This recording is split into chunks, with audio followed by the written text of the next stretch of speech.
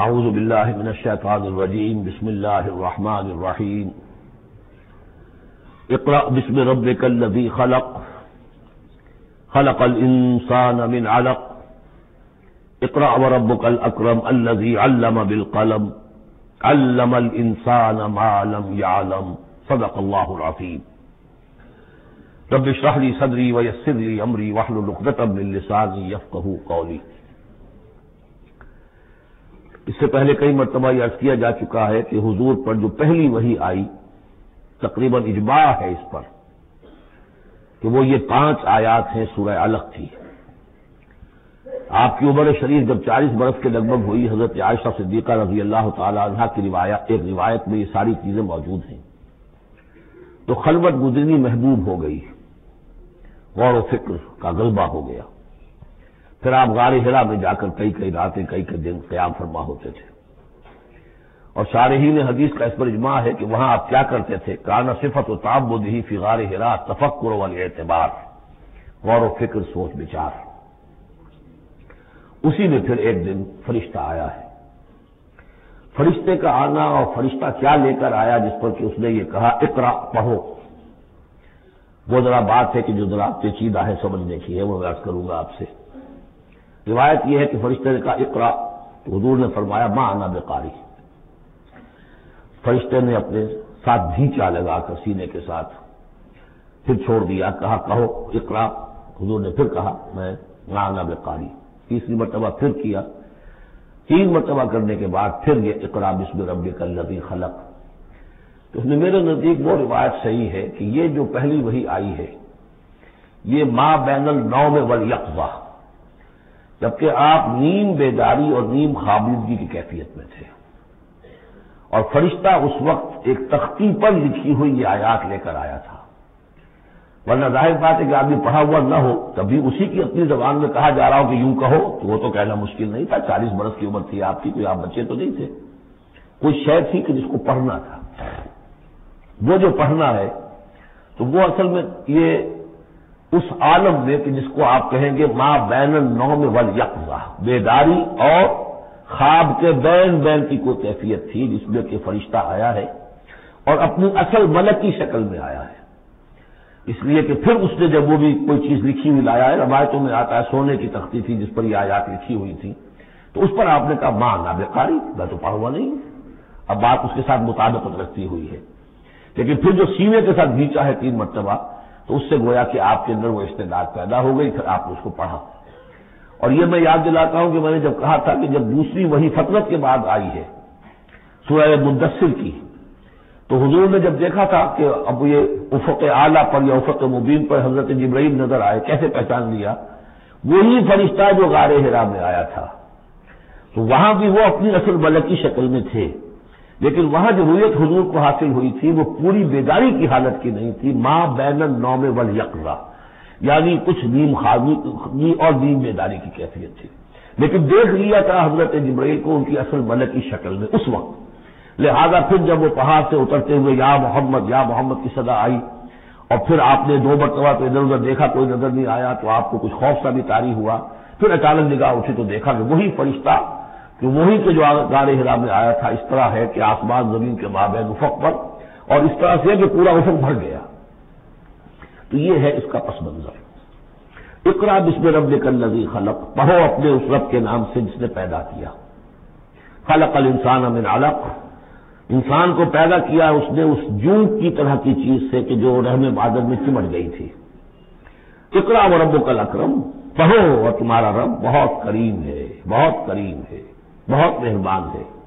الذی علم بالقلم، جس نے کہ تعلیم دی ہے قلم کے ساتھ۔ عام انسانی تعلیم قلم کے ذریعے سے ہے، حضور کے لیے قلم کے درجے میں فرشتہ ہے، فرشتے کے ذریعے سے حضور کو سکھایا گیا ہے۔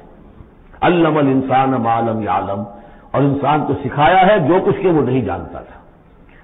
اس وحی سے، جیسا کہ میں نے بارہا عرض کیا ہے، اب 25واں 26واں دن ہے آج، کہ اس سے آپ کی نبوت کا ظہور ہو گیا۔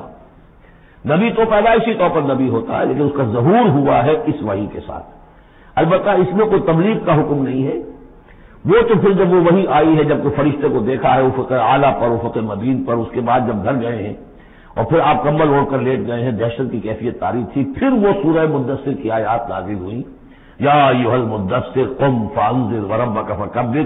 وہاں سے پھر آپ کی رسالت کا آغاز ہوا کہ اے لحاف میں لپٹ کر لیٹنے والے، اب کھڑے ہو جاؤ، انذار کرو، خبردار کرو لوگوں کو، اور اپنے رب کی کبریائی کا اعلان کرو اور اس کی کبریائی کے نفاذ کی جد و جہد کرو. یہ ہم پڑھ چکے ہیں کل سورہ مدثر میں. اس کے بعد میں نے عرض کیا تھا سورہ مدثر ہی میں 7 آیتوں میں حضور سے خطاب کے بعد پھر 3 آیتیں تھیں. فَإِذَا نُقِرَ فِي النَّاقُورِ فَذَلِكَ يَوْمَئِذٍ يَوْمٌ عَسِيرٌ عَلَى الْكَافِرِينَ غَيْرُ يَسِيرٌ. یہاں پھر دیکھیے، یہاں اب 3 آیتیں آ رہی ہیں، یہ آخرت کا فلسفہ بیان کر رہی ہیں.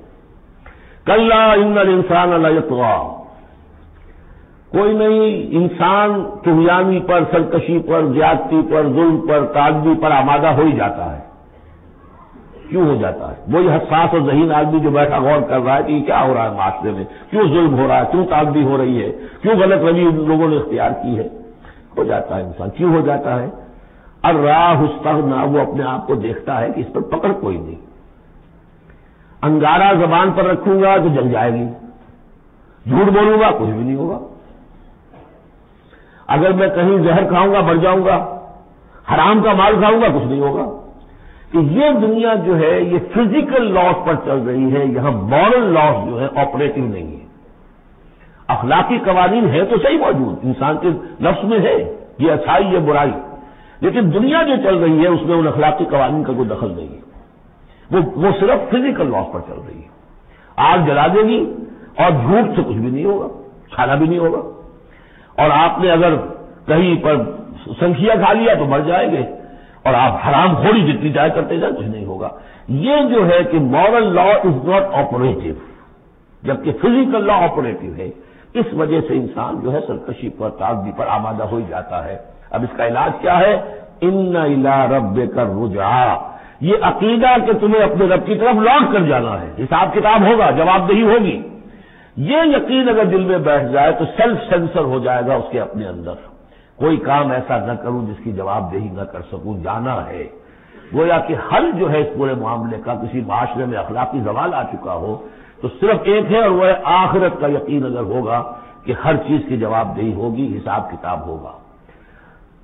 جس نے کوئی ذرے کی ہم وزن نیکی کمائی ہوگی وہ اس کو موجود پائے گا، اور ذرے کی ہم وزن بدی کمائی ہوگی. ومن یعمل مثقال ذرۃ خیرا یرہ ومن یعمل مثقال ذرۃ شرا یرہ.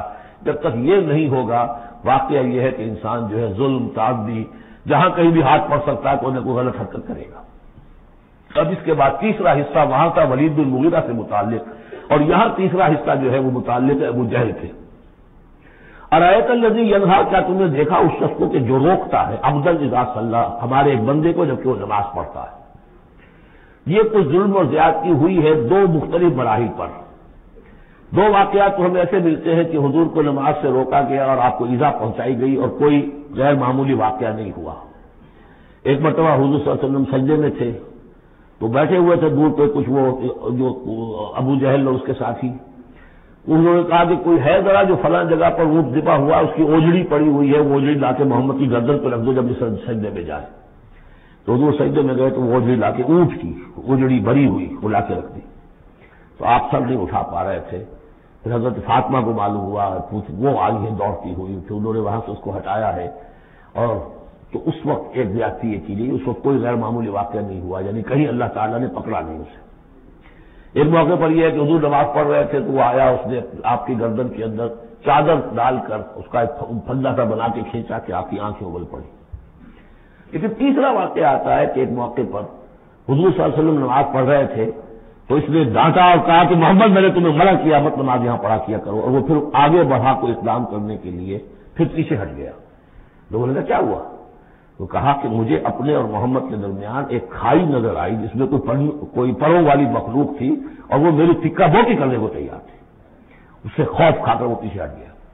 تو مجھے جہاں تک محسوس ہوتا ہے وہ یہ ہے کہ جب تک تو حضور کو ابو طالب کی پروٹیکشن حاصل تھی اس وقت تک کا معاملہ تو پہلے 2 واقعات ہیں. لیکن پھر جب آپ آئے ہیں اور طائف سے واپس آئے ہیں اور اللہ تعالیٰ کی طرف سے خصوصی پروٹیکشن آپ کو ملی ہے، اس کے بعد کا واقعہ وہ ہے کہ جس کا کہ یہاں تذکرہ ہو رہا ہے. ارایت الذی ینہا، کیا تم نے دیکھا اس شخص کو جو روکتا ہے عبدن ہمارے ایک بندے کو اذا صلی جبکہ وہ نماز پڑھتا ہے، ارائیت ان کان علی الہدی، کیا تم نے غور کیا اگر وہ شخص ہوتا ہدایت پر، یہی ابو جہل ہدایت کے راستے پر کاربند ہوتا، اور ہمارا بالتقوی، یہ ہمت والا آدمی ہے، جرأت والا آدمی ہے، بخیل نہیں تھا، اس نے یہی کہا تھا کہ بنی ہاشم نے اگر لوگوں کو غریبوں کو کھانے کھلائے ہم نے ان سے بڑھ کر کھلائے، ابھی تک تو ہم کندھے سے کندھا ملا کر آ رہے، وہ بخیل نہیں تھا، پھر جری تھا، بہادر تھا، میدان جنگ میں گیا ہے، لیڈ کیا ہے لشکر کو اپنے، اور جب گردن کاٹنے لگے تھے تو کہا تھا ذرا نیچے سے کاٹنا تاکہ نیزے کے اوپر چڑھاؤ گے تو معلوم ہو کہ اونچی گردن ہے کسی سردار کی گردن ہے، تو یہ چیزیں اس کے اندر تھیں، مرد میدان تھا، لیکن یہ ہے کہ وہ جو صدق بالحسنی والے معاملے پہ آ کے مار کھا گئے۔ لیکن یہ کہ اگر یہی شخص ایمان لے آیا ہوتا، ہدایت پر ہوتا، تقویٰ کی تعلیم دیتا، تو آپ سمجھیے پھر کیا ہوتا، گویا کہ ایک اور عمر فاروق مل گیا ہوتا اس امت کو۔ بالکل ان کی شخصیتوں کے اندر بڑا پیرلل انداز ہے۔ حضرت عمر بھی لڑنے بھڑنے والے آدمی، کشتیاں کرنے والے آدمی، ادھر سے جا رہے ہیں اس کو دھکا دے رہے ہیں، اس مزاج کے آدمی تھے، لیکن یہ کہ باہر انہیں وہ چیز موجود تھی کہ بخل نہیں اور بزدلی نہیں۔ ان دو چیزوں کے بعد جو ہے پھر یہ کہ تصدیق بالحسنی کے لیے اللہ تعالیٰ نے ایک راستہ کھول دیا ان کے لیے، تو ان کے وہ عمر فاروق بن گئے۔ اس لیے تو دعا کی تھی محمد رسول اللہ نے۔ ارائیت ان کذب وتولی، کیا تم نے سوچا کہ اس نے جو جھٹلایا ہے منہ موڑ لیا ہے، الم یعلم بان اللہ یری، کیا یہ جانتا نہیں کہ اللہ دیکھ رہا ہے؟ کلا لئن لم ینتہ، ہرگز نہیں، اگر یہ باز نہ آیا لنسفعا بالناصیہ، ہم گھسیٹیں گے اس کی چوٹی کے بال پکڑ کر، ناصیۃ کاذبۃ خاطیہ، یہ پیشانی کہ جو خطا کار ہے، جھوٹی ہے، فلیدعو نادیہ، تو بلا لے وہ اپنی پارٹی کے لوگوں کو، بلا لے اپنی مجلس کے لوگوں کو، ہم نشینوں کو، سندعو الزبانیہ، ہم بلا لیں گے جہنم کے فرشتوں کو، کلا لا تطعہ واسجد واقترب، اے نبی آپ اس کی بات نہ مانیے، آپ سجدہ کیجیے اور اللہ سے قریب ہو جائیے۔ بسم اللہ الرحمن الرحیم۔